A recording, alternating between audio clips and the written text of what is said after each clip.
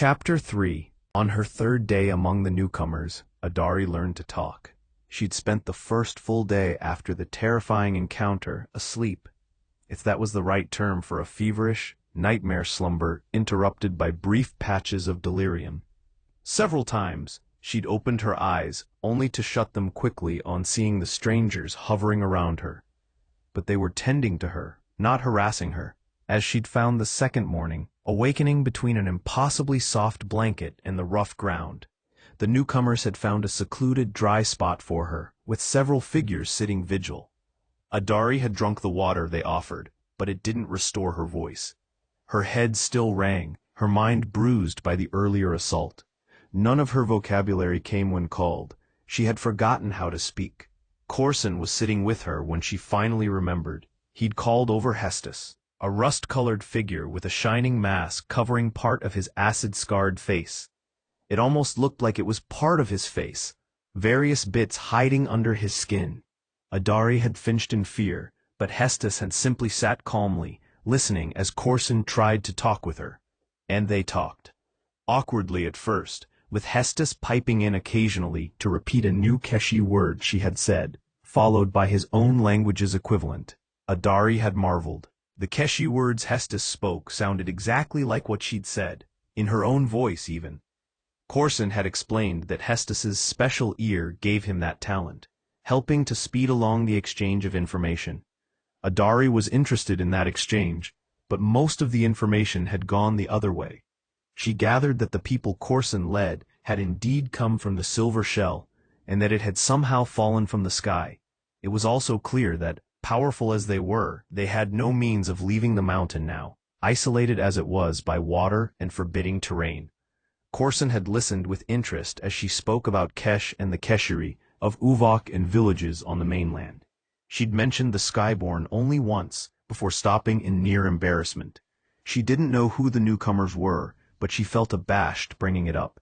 Now, on the third afternoon since her arrival, Adari was speaking comfortably with the newcomers, and had even picked up some words in their language herself. They were something called Sith, and Corson was human. She repeated the words. "You're a good listener," Corson said, encouraged. He said others had worked with her as she slept, he did not say how, to try to improve communications. Now they were progressing quickly, and it was not all their doing. Even overwrought, Adari remained sharp. "Our immediate concern, Adari Val," Corson said, emptying a glistening pouch of powder into a cup for her, "must be to reach the mainland.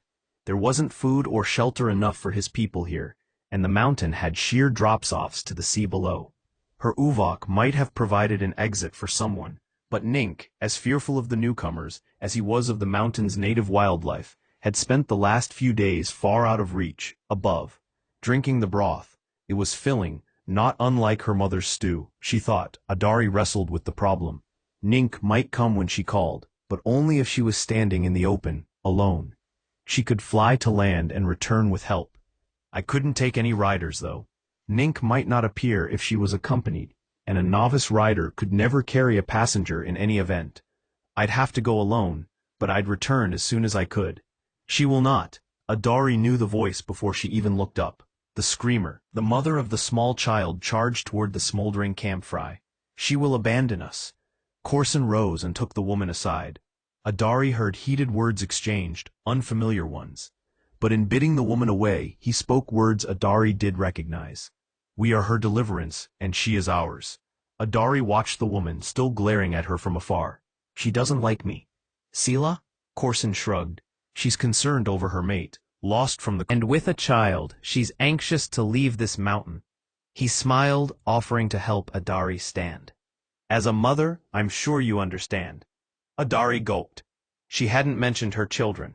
She'd barely even thought about them since she arrived among the newcomers, she realized.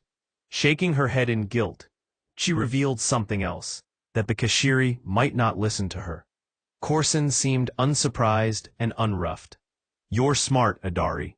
You'll make them listen." He gently wrapped her shoulders with the azure blanket she'd slept beneath. "Keep this," he said. "The sun's setting soon. It could be a cold ride."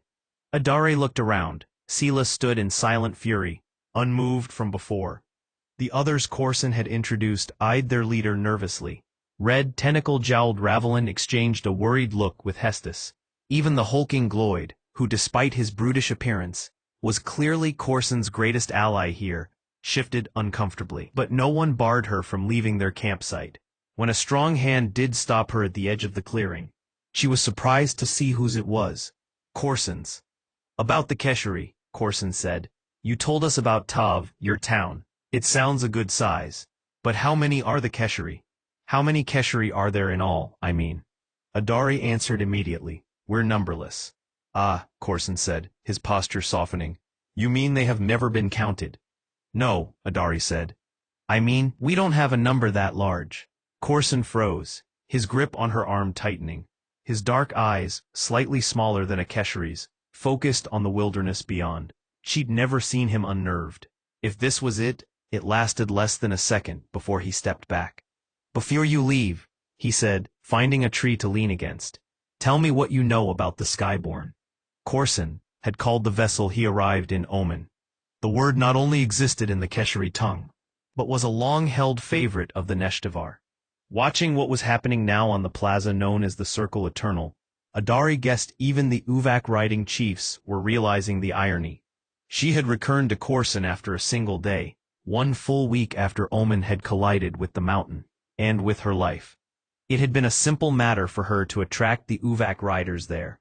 As soon as the patrols spotted her and Nink, they followed the whole way to the Setagen range. The place had been the scene for several surprises in recent times, but none trumped the moment when the Neshtavar came upon Adari standing defiantly amid 240 supportive visitors from above, almost every one signaling his or her presence with a glowing ruby lightsaber.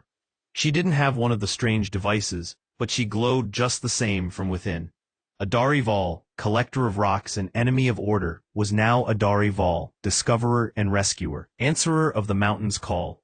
Add profit to that, she thought as she watched the dozen-score visitors, some hobbling from their ordeal, enter the Circle Eternal. They passed between gawking, silent crowds of Keshari, many of the same people from her door the week before. Ahead in the circle, all the Neshtavar in the region were present, more than she'd ever seen. 3 days of aerial rescue operations had brought the newcomers of the mountain, days in which the word had gone out far into the hinterlands. The Skyborn had arrived on Kesh.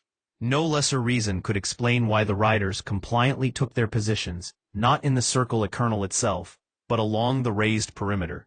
The villagers had watched Adari's hearing from here. Now the Neshtavar were watching her in the circle, marching along behind Corson. Behind them, the visitors fled in, forming their own inner perimeter over which the Neshtavar strained to see. Isri Daj looked small, standing beneath the column 3 times his height that served as the sundial's gnomon. Normally, it made him seem larger. Not today.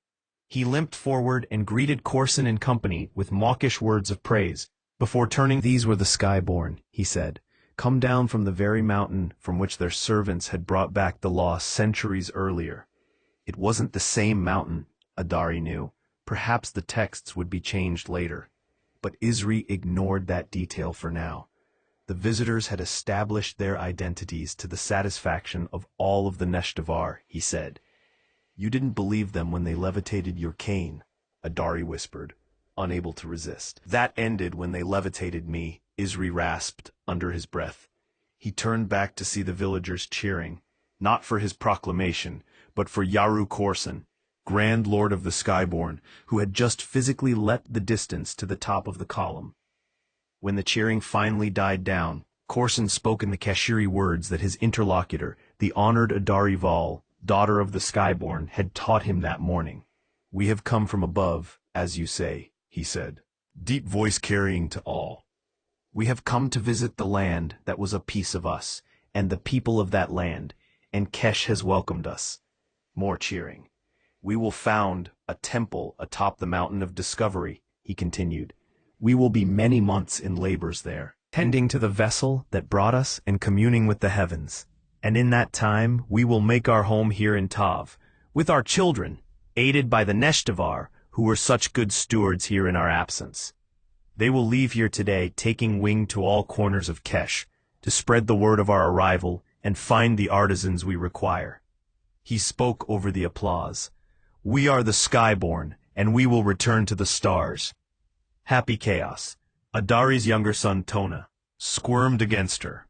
She spied her mother and Finn at an honored place just outside the circle, beaming happily. Adari looked up at Corson and swallowed hard. It was all so perfect and all so wrong.